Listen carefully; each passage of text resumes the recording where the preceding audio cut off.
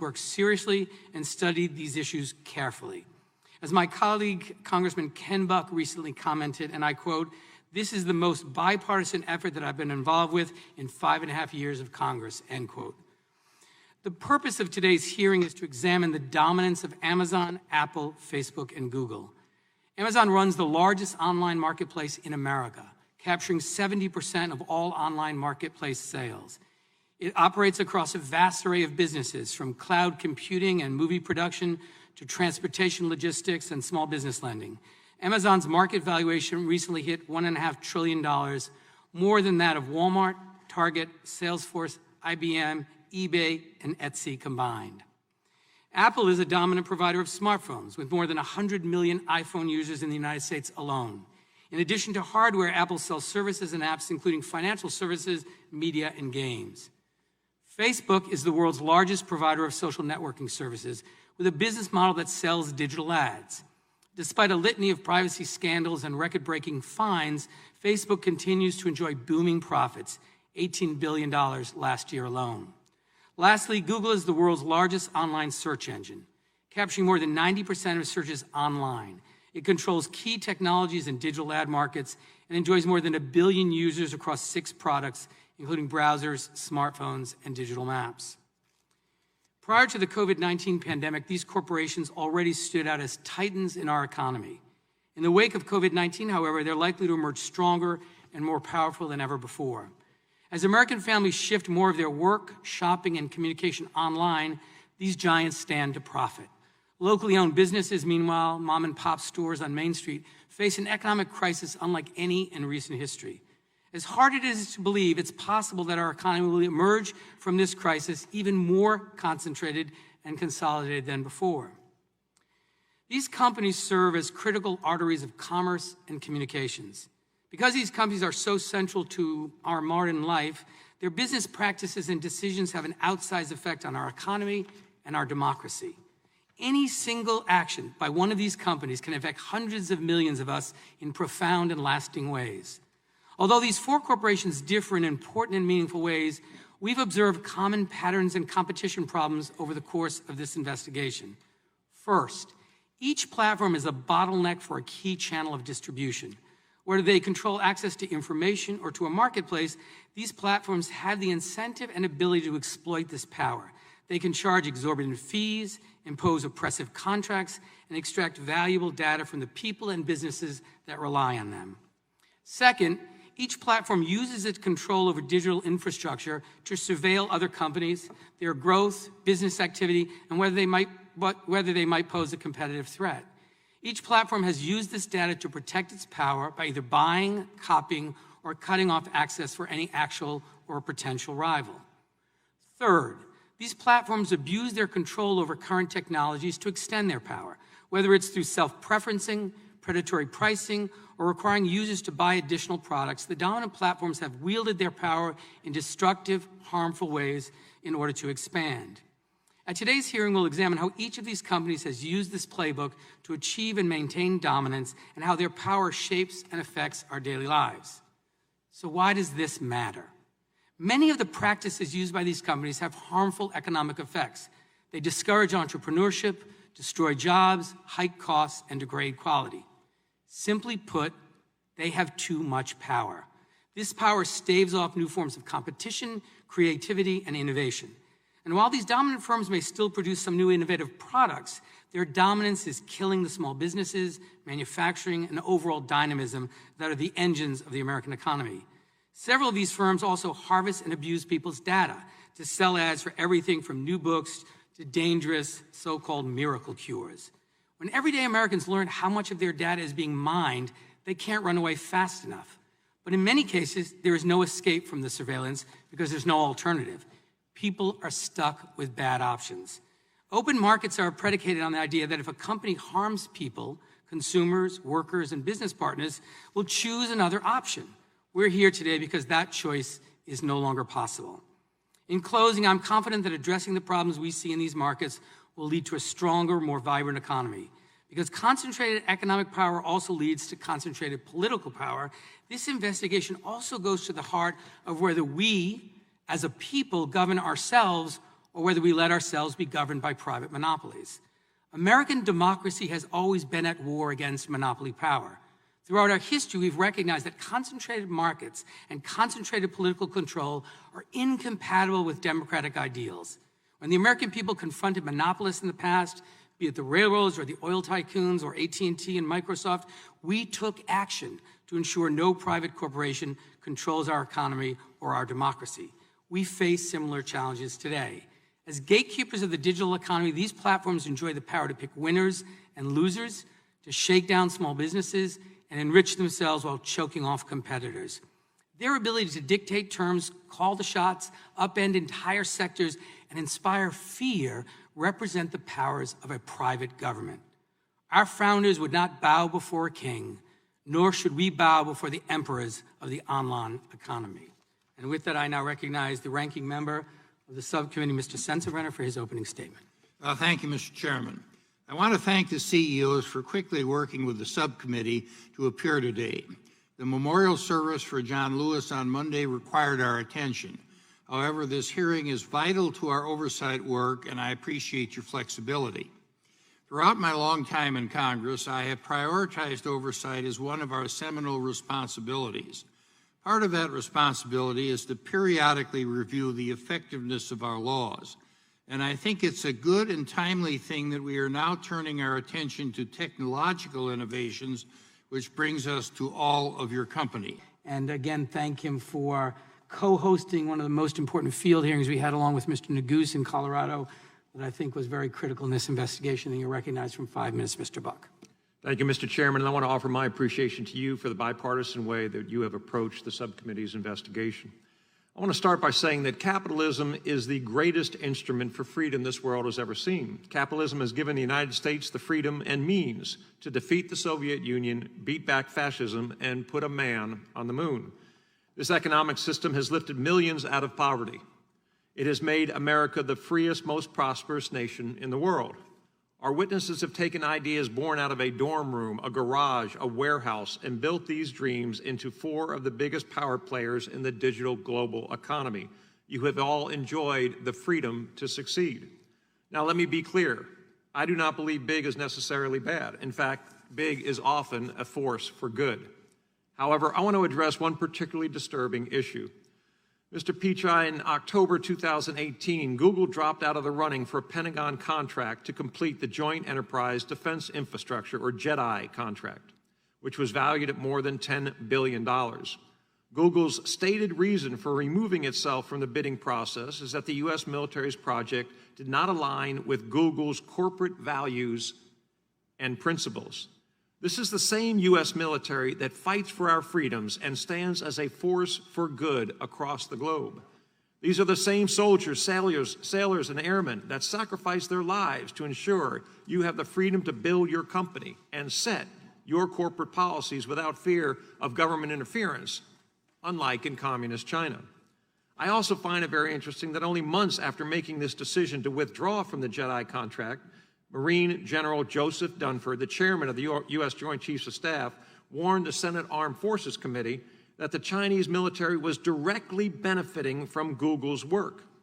It made me wonder what values Google and communist Red China had in common. I asked myself, is it that the Chinese Communist Party imprisons Uyghur Muslims in concentration camps, like it is shown on the chart behind me? Could it be that China forces slaves to work in sweatshops? Maybe they align on the design to suppress free speech in Hong Kong. Did Google agree with CCP's decision to lie to the world about the COVID-19 pandemic? Then I thought about Google's Dragonfly experiment. I wondered if perhaps you agreed with the Chinese government's use of technology platforms to spy on its own people and enforce draconian security laws. Maybe it's that your company is aligned with the Chinese Communist Party's corporate espionage policies, where the strategy is to steal whatever can't be produced domestically. These values that allow Google to work with the Chinese military but not the U.S. military help explain why Google wouldn't think twice about blatantly stealing a competitor's product, right down to the watermark, without any hint of attribution. Mr. Pichai, during our field hearing in my home state of Colorado, I heard a story that sounded so brazen and contrary to free market principles that I thought it must have been straight from the Chinese Communist Party's corporate espionage playbook. Google took advantage of a company that relied on your search engine to build its brand and compete. Google misappropriated lyrics from Genius Media Group's website and published those lyrics on Google's own platform. However, Genius caught Google in the act, quite literally red-handed. When Genius suspected this corporate theft was occurring, the company incorporated a digital watermark in its lyrics that spelled out red-handed. In Morse code, Google's lyric boxes contained the watermark, showing that your company stole what you couldn't or didn't want to produce yourself. After Google executives stated that they were investigating this problematic behavior, Genius created another experiment to determine the scope of the misappropriation. It turns out that out of 271 songs where the watermark was applied, 43% showed clear evidence of matching. Your company, which advertises itself as a doorway to freedom, took advantage of this small company, all but extinguishing Genius's freedom to compete. Google is supposed to connect people to information. Your corporate values once stood for freedom, a platform that let capitalism flourish and helped bring countless people across the globe out of poverty. My question to you, Mr. Pichai, do you think that Google could get away with following China's corporate espionage playbook if you didn't have a monopolistic advantage in the market? Congressman, I want to be able to address the important concerns you raised. First of all, we are proud to support the U.S. government. We recently signed a big project with the Department of Defense where we are bringing our world-class zero trust-based cybersecurity approach to help protect Pentagon networks from cybersecurity attacks. We have projects underway with the Navy, with Department of Veterans Affairs. Happy to follow up and explain more. We have a very limited presence in China. We don't offer any of our services, search, maps, Gmail, YouTube, etc. in China. And with respect to music, we license content there. In fact, we license content from other companies. And so this is a dispute between Genius and the other companies in terms of where the source of the content is. But again, happy to engage and explain what we do here further. Thank you. I yield back, Mr. Chairman. Mr. Bezos, earlier my colleague brought up what I think is an important issue, and they were discussing Amazon's stated policy against using third-party seller information to inform business decisions regarding Amazon's private label brands. Ms. Jayapal specifically noted that possible loophole that allows Amazon to review non-public aggregate data to inform private brands, even in instances where there are only a few third-party sellers. I just want to drill down on that just a little more. Where exactly does Amazon draw the line? I'm sorry, aggregate data would be in more than one seller. Okay. And of course, you have to remember that the person seeing the report would have no way of knowing how many sellers are inside that group or what the breakdown would be between those sellers. So, and I would remind you that it's not that different from perhaps a bestseller list or a product ranking, which we do make public for all. And I just want to be clear, does Amazon allow the use of aggregate data to inform private label Amazon brands when there are only 3 sellers for a product? Yes, sir. Does Amazon look at aggregate data when there are only 2 sellers of a product? Yes, sir. Vladimir Putin engaged in a sweeping and systematic campaign to undermine American democracy in 2016 and to work for a victory for Donald Trump. In his remarkable book, Mind Blank, and I'm being polite here, Cambridge Analytica and the Plot to Break America, whistleblower Christopher Wiley, who worked for several years at Cambridge Analytica, recounts how the Russian assault on America in Cambridge Analytica's research depended on Facebook. Quote, when Cambridge Analytica launched in the summer of 2014, Steve Bannon's goal was to change politics by changing culture. Facebook data, algorithms, and narratives were his key weapons. The Cambridge Analytica team used these tools to identify people who exhibited the 3 traits in what they called the dark triad: narcissism, Machiavellianism, and psychopathy.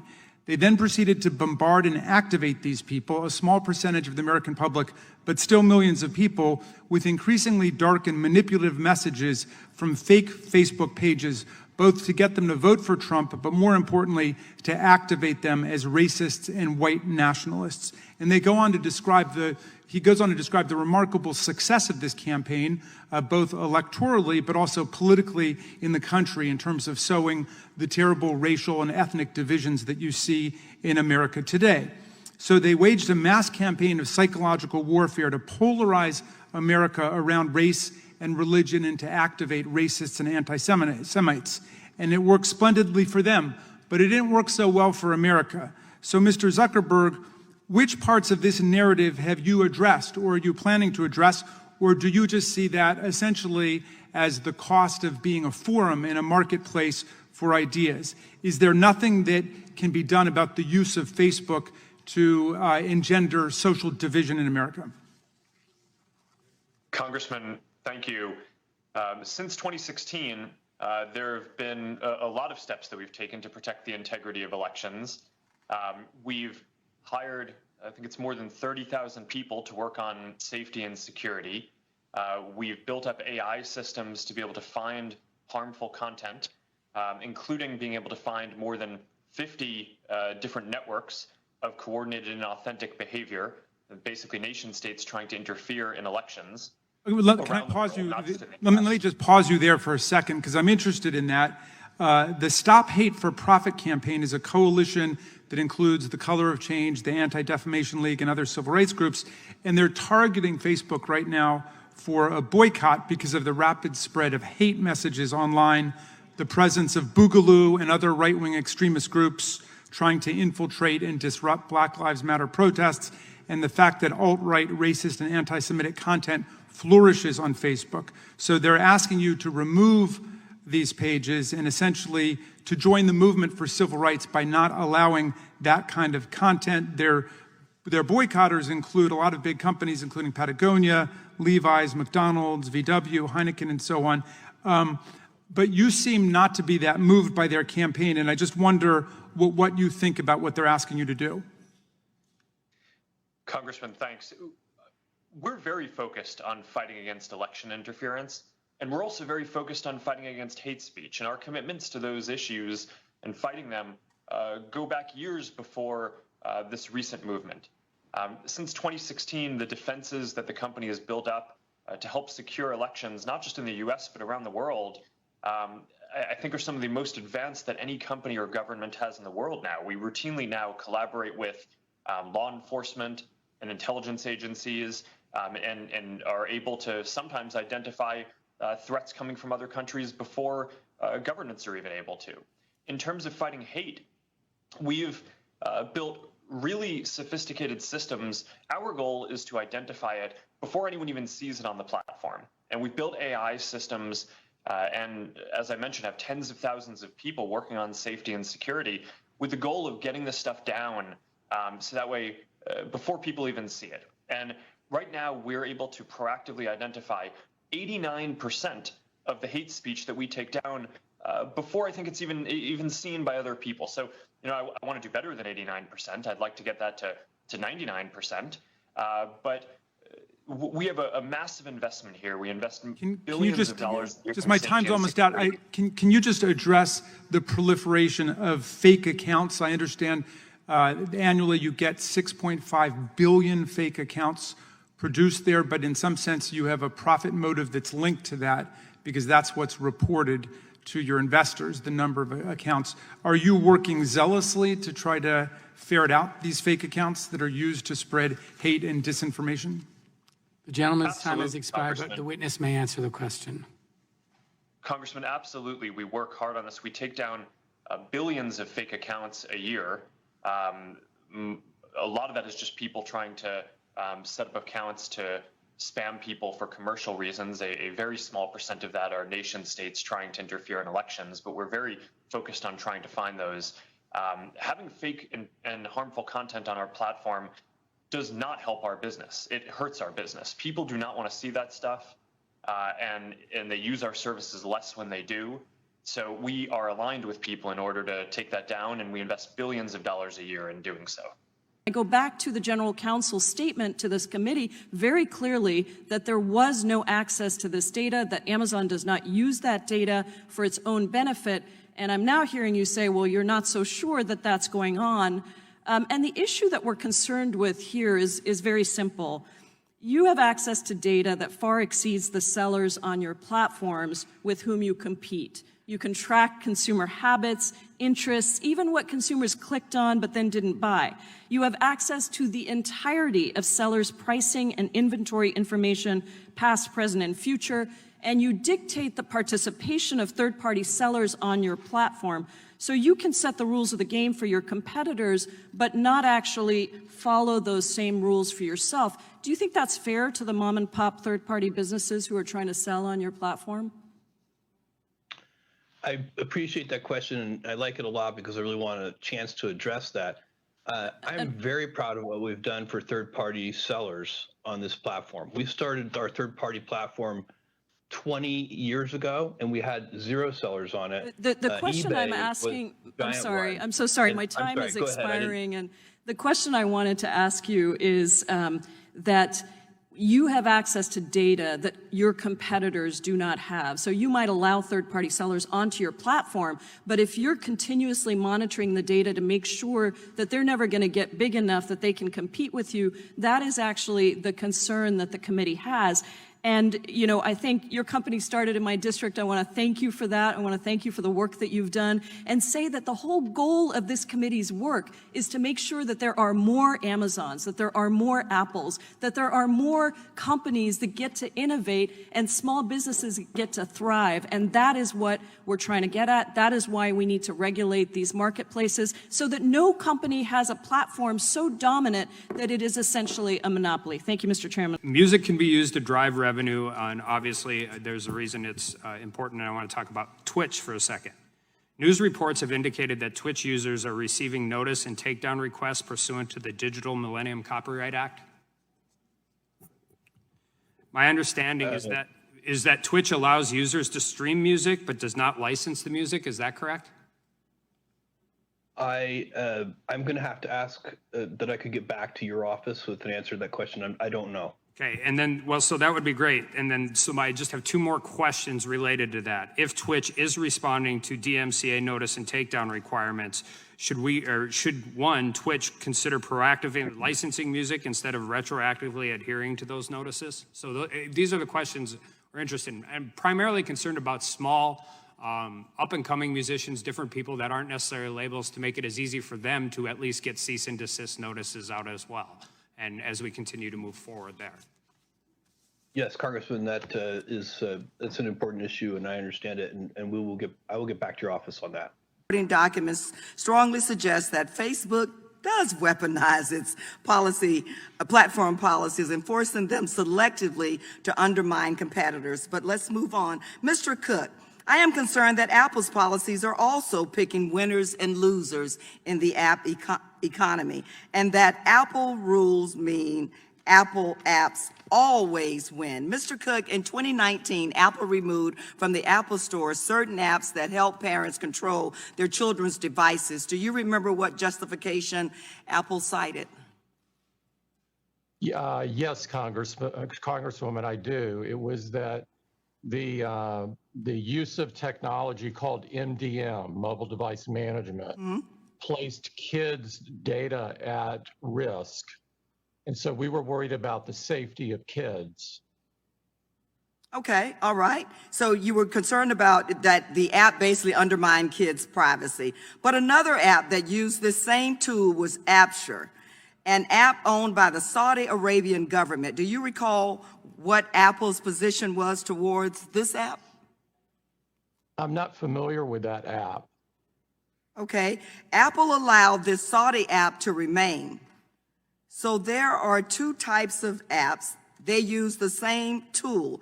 Apple kicks one out and said that that was one that was helping parents, but keeps the one owned by a powerful government. If that is correct, Mr. Cook, that apps that supposedly did the same thing, why would you keep the one owned by a powerful government?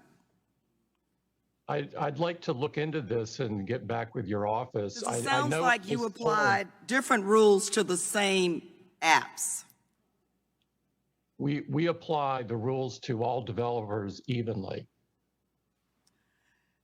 Did the fact that Apple had its own, about, Mr. Cook, let me just ask you this. Did the fact that Apple had its own parental control apps that were competing with these third-party apps contribute to Apple's decision to kick them off the Apple Store? Mr. Cook, what do you think about that? It did not. There's over 30 parental controls on the App Store today. So there's plenty of competition in this area. And I would point out that this is not an area where Apple gets any revenue at all. We do this Mr. Cook, because I didn't ask anything about revenue. That was not my question, but I'm out of time. And thank you so much.